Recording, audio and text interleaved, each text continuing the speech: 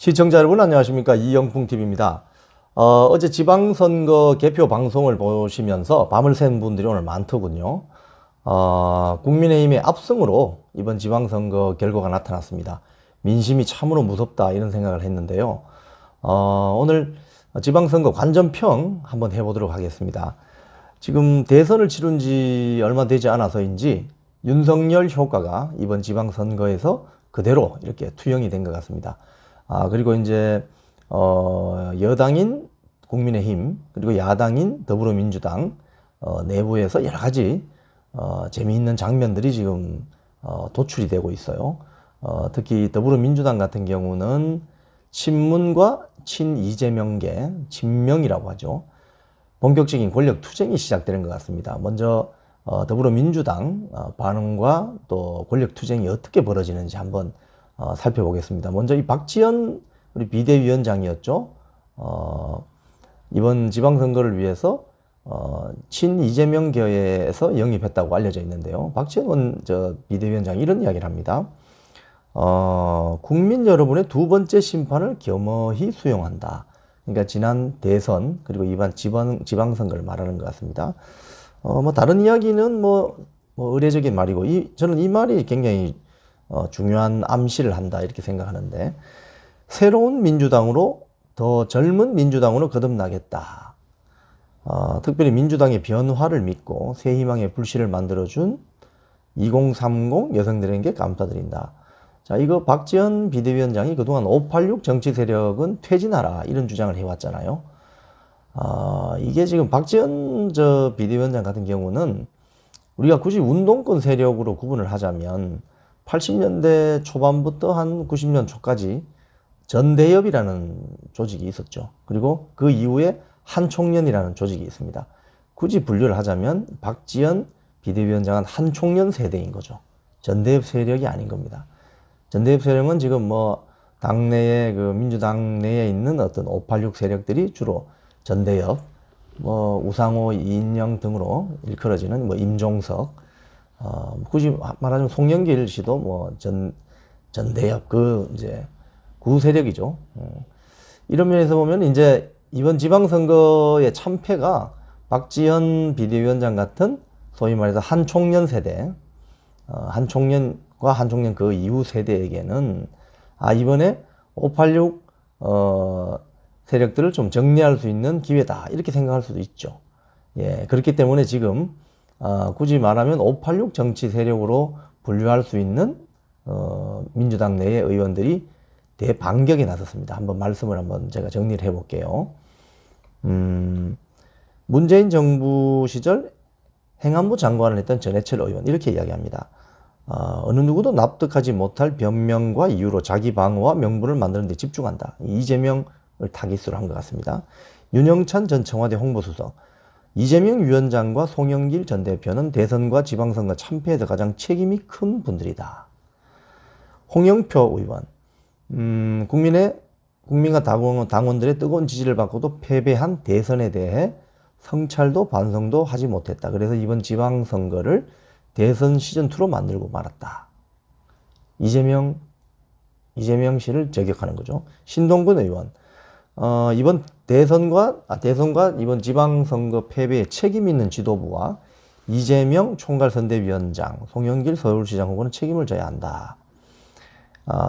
이번 숱한 우려와 반대에도 불구하고 당의 요구를 포장해서 송영길과 이재명의 품앗이 공천을 했다. 이렇게 비판을 하고 있습니다. 자, 친명계, 친 이재명 세력은 어떻게 이야기하고 있을까요? 양이원영 의원 이렇게 이야기합니다. 이 불리한 상황에서 우리의 자산인 이재명, 김동연이 살아온 곳에 대해 감사하다. 김진애 전 의원 이렇게 이야기합니다. 벌써 나서서 당권 싸움 하는 모습이 역겹지 않나? 이런 이야기하고, 정성호 민주당 의원, 가느다란 희망은 남겨놓으셨다. 이재명 이제 국회의원으로 다시 당선됐으니까 뭐 그 이야기를 하는 것입니다. 낙검수 출신 방송인 김용민 씨도 이렇게 이야기합니다. 홍영표, 아까 이재명을 저격했죠.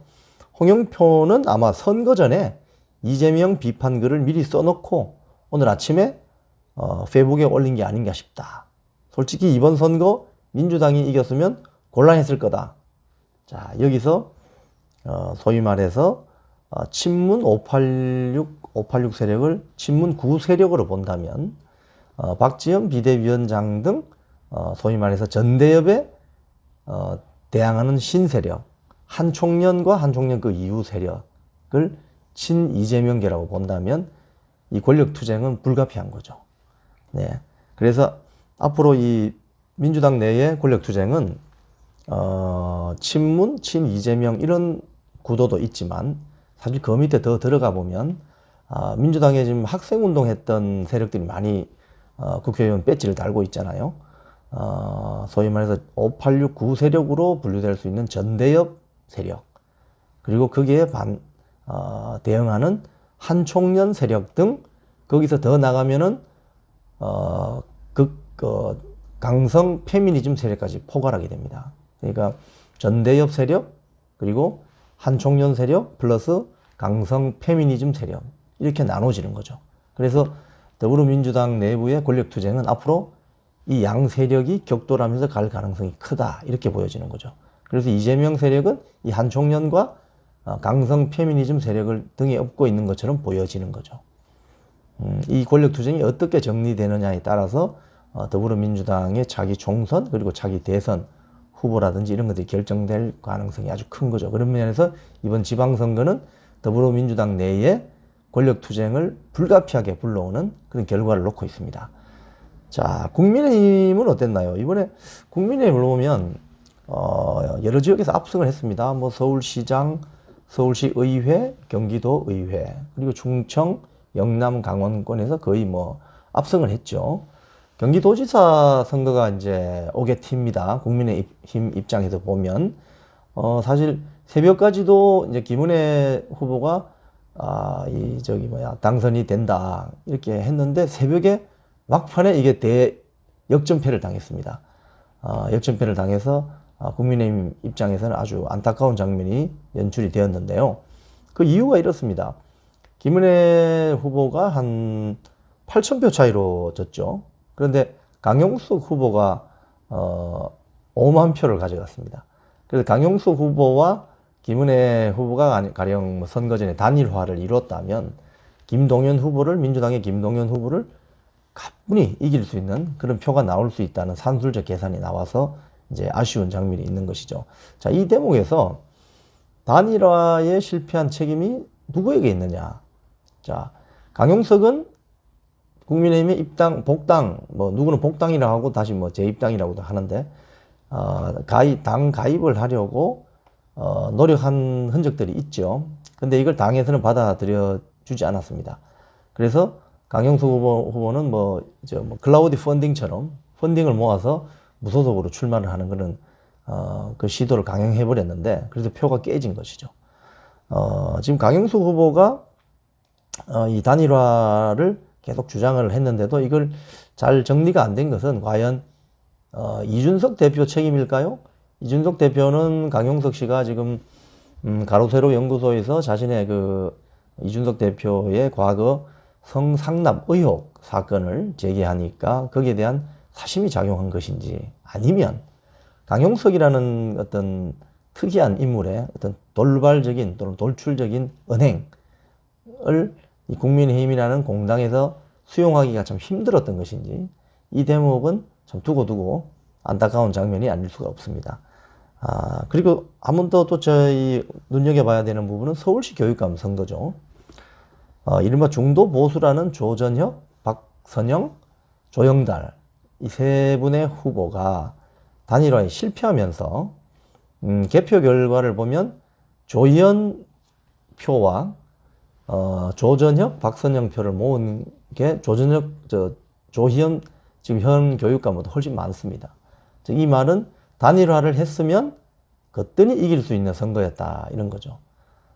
이 단일화가 불발된 책임을 놓고 각 후보들끼리 지금 날선 공방이 이어지고 있지요. 오늘도 저도 이 페북에 친구가 되어 있는 분들이 있어서 이렇게 보니까 서로 아직까지도 좀 비난 또는 비판을 하면서 단일화 실패에 대한 책임을 떠넘기고 있는데, 이건 안타까운 장면이 아닐 수가 없습니다.